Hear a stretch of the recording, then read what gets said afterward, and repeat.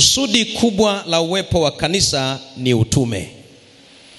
Ikiwa bado umekuwa mshiriki wa kanisa, hujaelewa kusudi la uwepo wa kanisa la Waadventista wa Sabato ulimwenguni, naomba nikukumbushe ya kwamba kusudi kubwa kuliko yote ni utume.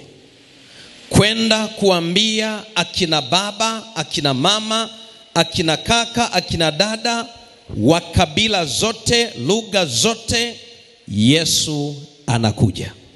Na ni lazima kama mshiriki wa kanisa, kiongozi wa kanisa, unaposimama kulielekeza kanisa, lazima uwatambulishe washiriki wa kanisa kwa Yesu Kristo. Na ndiyo maana uongozi wa kiroho unajenga mtizamo tofauti kabisa na uongozi wa kisiasa. Uongozi wa kanisa umekusudia wewe na mimi kuwapeleka washiriki wa kanisa kwa ajenda ya Yesu. Unapoona huna mzigo kwa ajili ya wokovu wa watu wengine, nenda ujihoji tena.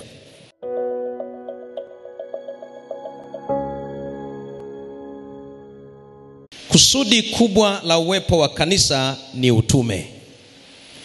Ikiwa bado umekuwa mshiriki wa kanisa, hujaelewa kusudi la uwepo wa kanisa la Waadventista wa Sabato ulimwenguni, naomba nikukumbushe ya kwamba kusudi kubwa kuliko yote ni utume. Kwenda kuambia akina baba, akina mama, akina kaka, akina dada, wa kabila zote, lugha zote, Yesu anakuja. Na ni lazima kama mshiriki wa kanisa, kiongozi wa kanisa, unaposimama kulielekeza kanisa, lazima uwatambulishe washiriki wa kanisa kwa Yesu Kristo. Na ndiyo maana uongozi wa kiroho unajenga mtizamo tofauti kabisa na uongozi wa kisiasa.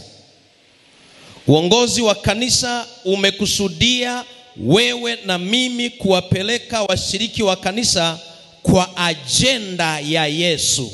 Unapoona huna mzigo kwa ajili ya wokovu wa watu wengine, nenda ujihoji tena.